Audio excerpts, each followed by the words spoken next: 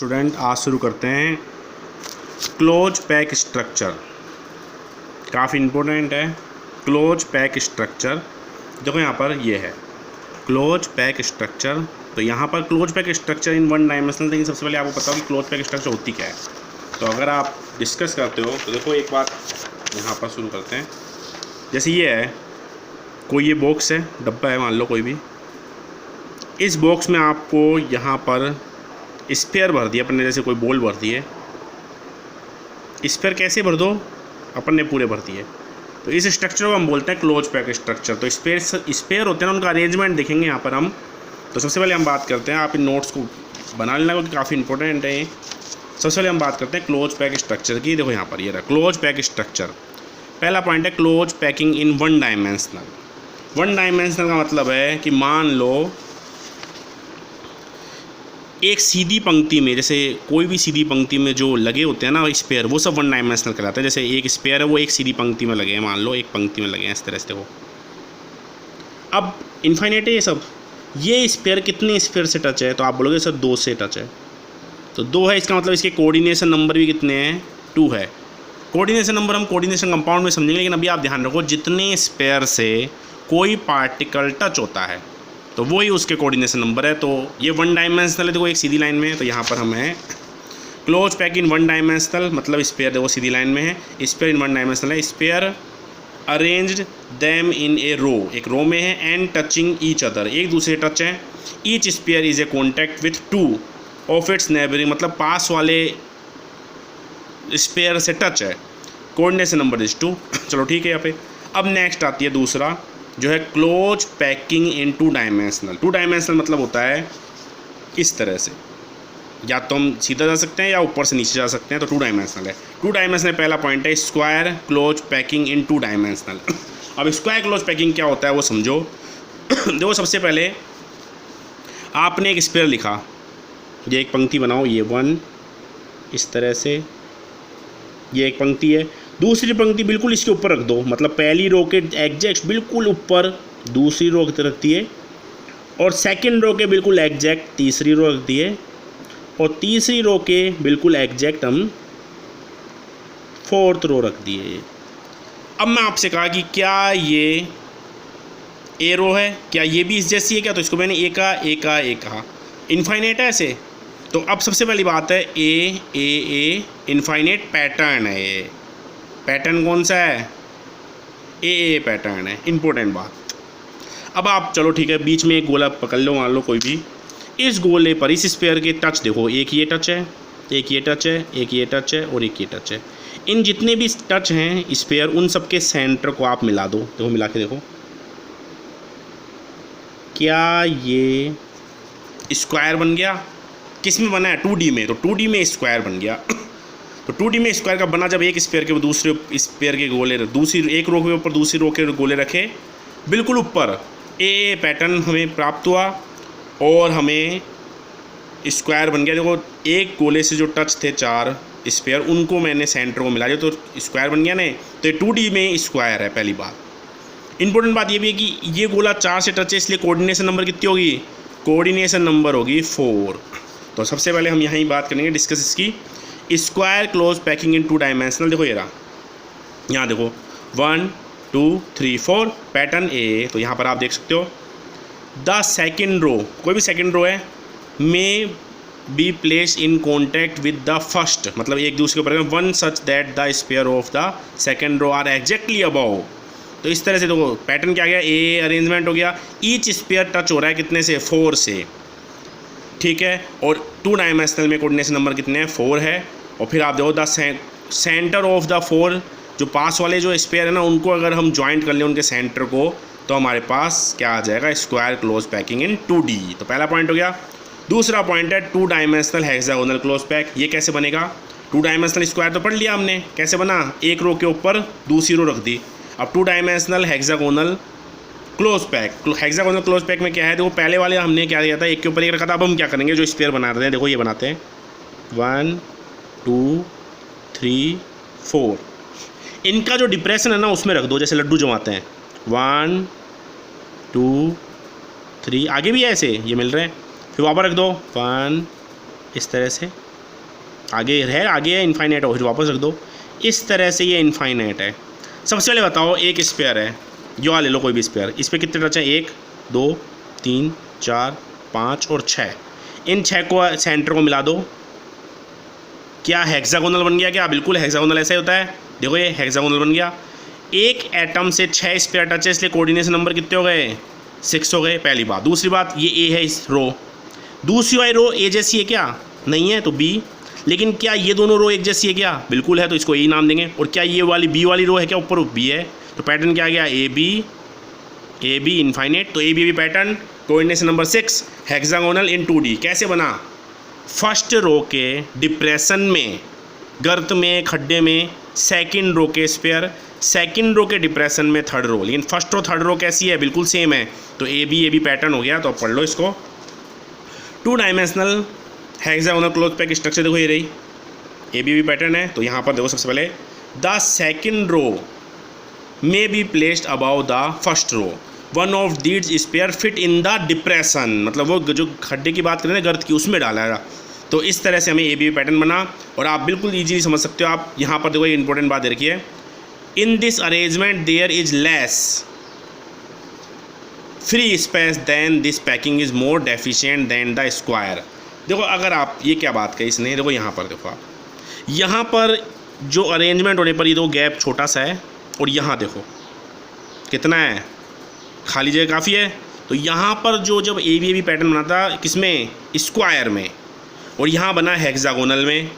तो हेक्सागोनल में जगह कम है, इसलिए हेक्सागोनल में तो कम जगह है, तो ज़्यादा भरी हुई जगह है ना, इसलिए हेक्सागोनल 2D की पैकिंग एफिशिएंसी स्क्वायर 2D की पैकिंग एफिशिएंसी ज़्यादा है। तो ये थोड़ी इंपॉर्टेंट बात थी, कई बार पूछ सकता है ये। इस तरह से कोऑर्डिनेशन नंबर 6 हो ही गई, क्योंकि एक स्पेयर 6 गोलों से टच है। और अगर हम 6 स्पेयर जो कॉन्टैक्ट है, आप इसको बिल्कुल आराम से उतार लेना इन नोट्स को।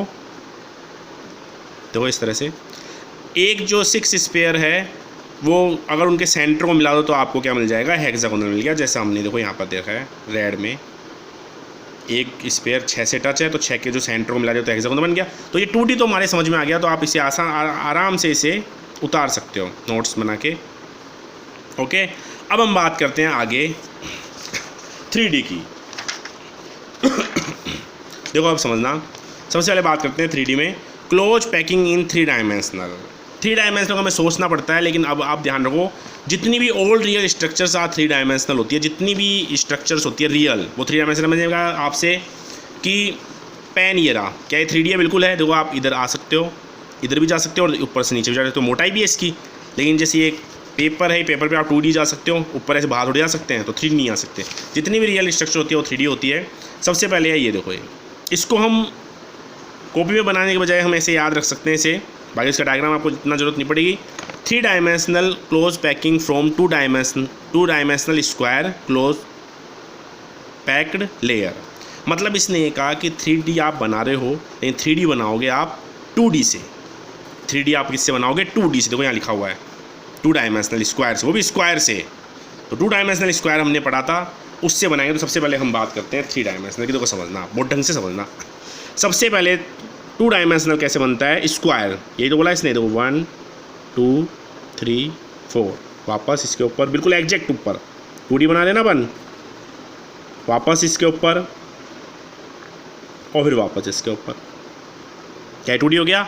लेकिन ये पूरी मानो एक ही परत है, एक ही लेयर है। अब इसके ऊपर रख दी मैंने एक और, देखो ये रख दी, हाथ की तरह रख दी, दूसरी वापस रख दी, तीसरी वापस रख दी। इस तरह से ये ऊपर की तरफ आ रहा है ऐसे। तो मैं इसको ऐसे शो कर सकता हूँ, पीछे की तरफ दिखा के ऐसे। बाकी ये ऊपर है 3D में, ध्यान रखना। मतलब इस तरह से हमने इसको बिल्कुल अरेंज कर दिया इस तरह से। ये तो पीछे वाली लेयर बिल्कुल इसके ऊपर, तो उसको ए बोल दिया। ऊपर वाली लेयर फिर ए, ऊपर वाली ए, फिर आगे ऊपर भी ऐसी की ऐसी। तो क्या पैटर्न हो गया? ए पैटर्न 3D में। अब प्रश्न आता है कि सर ए पैटर्न तो 2D में भी था, लेकिन वो 2D में था।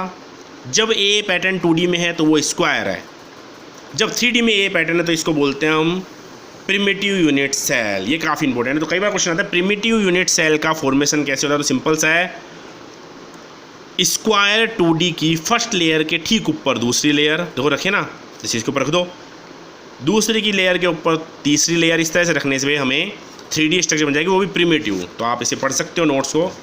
देखो the second layer is place over the first layer such that the sphere of the upper layer are exactly above those of the first layer. We may place more layer are above the other than all the layers have the same arrangement. सभी का layer का same arrangement है. ए pattern हो गया, देखो ये pattern हो गया.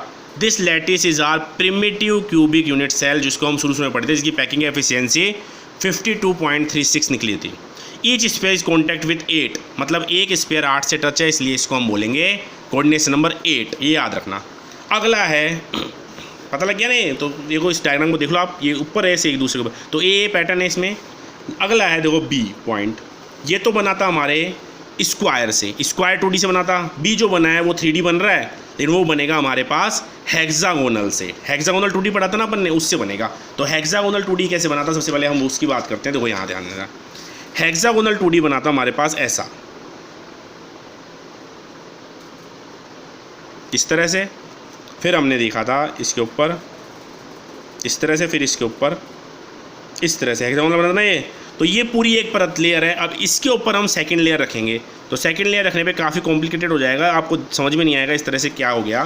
तो यहाँ पर हम इसको इससे समझेंगे. देखो ये आप इसको देखो ढंग से, देखो यहाँ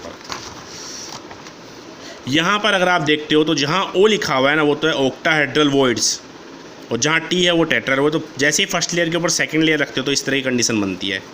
ओ का मतलब ऑक्टाहेड्रल वॉइड, टी का मतलब टेट्राहेड्रल वॉइड. अब ये होता क्या है तो ये समझ लो. ऑक्टाहेड्रल वॉइड्स और टेट्राहेड्रल वॉइड्स आप स्ट्रक्चर से देखोगे, लेकिन सबसे पहले आप थोड़ा बहुत तो आपको पता होगा, 11th क्लास में भी देखा होगा आपने. ऑक्टाहेड्रल ऐसा होता है स्ट्रक्चर, देखो ऐसी ये होती है. यहाँ पर सब जगह स्पेयर है. तो ये जो वॉइड्स है कितने स्पेयर से बन रही है, 6 स्पेयर से.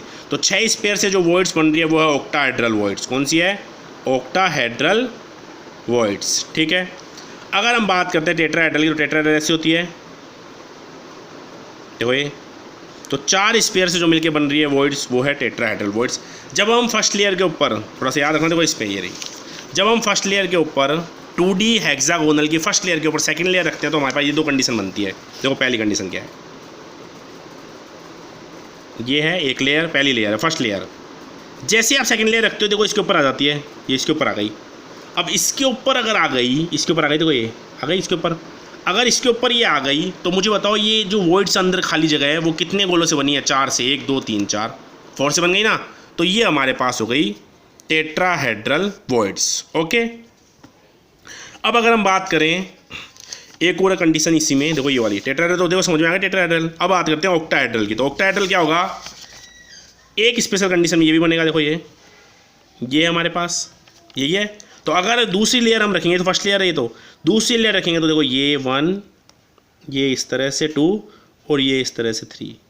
यहाँ पर देखो 1 2 3, ऊपर तो 3 दिख रहे हैं और पीछे 3 दिख रहे हैं. तो इसका मतलब ये क्या, ऑक्टाहेड्रल वॉइड्स ये रही. तो आप इसको देख सकते हो यहाँ पे, ये रही देखो टेट्राहेड्रल वॉइड्स और ये ऑक्टाहेड्रल वॉइड्स. ओके. तो यहाँ पर हम देख सकते हैं ए 2-dimensional hexagonal closed pack layer the place a similar layer above the such of the sphere of the second layer are placed. मतलब 2D की हेक्सागोनल के ऊपर दूसरी सेकंड लेयर रखेंगे, बस सेकंड ही रखेंगे, यहाँ थर्ड नहीं रखेंगे. हम थर्ड रखेंगे तो आगे डिस्कस करेंगे उसके बारे में. बस फर्स्ट लेयर के ऊपर सेकंड रखें बस. तो उससे हमारे पास 2 वॉइड्स क्रिएट होती है, टेट्राहेड्रल ऑक्टाहेड्रल. टेट्राहेड्रल वॉइड कैसे फॉर्मेशन होती है, 4 स्पेयर की जो वॉइड होती है वो टेट्राहेड्रल, और 6 स्पेयर की वॉइड जो होती है वो ऑक्टाहेड्रल है. ओके. फिर हम इसके बारे में अब आगे डिस्कस करेंगे. इसमें हम अब जो ये है ना फर्स्ट लेयर सेकंड लेयर रखने पे, तो जैसे 2D की हेक्सागोनल की फर्स्ट लेयर के ऊपर सेकंड रखते हैं ना, 2D हेक्सागोनल फर्स्ट लेयर के ऊपर सेकंड लेयर रखते हैं तो हमारे पास 2 वॉइड्स आती है, टेट्राहेड्रल एंड ऑक्टाहेड्रल. ओके. अब अगर हम इस लेयर के ऊपर सेकंड लेयर के ऊपर थर्ड रख देंगे तो हमारे पास HCP FCC इस CCP इस तरह के क्रिस्टल बनेंगे, जो हम नेक्स्ट वीडियो में डिस्कस करेंगे. ओके. Good day.